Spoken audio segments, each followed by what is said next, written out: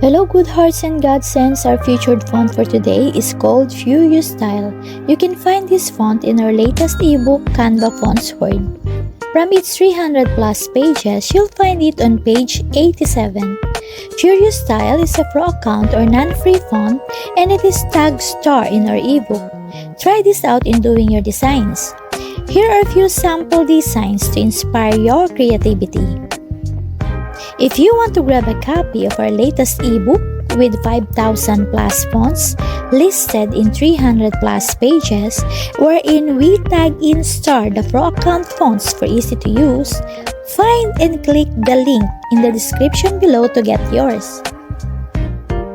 Enjoy designing with the marvelous font inside Canva Fontshord.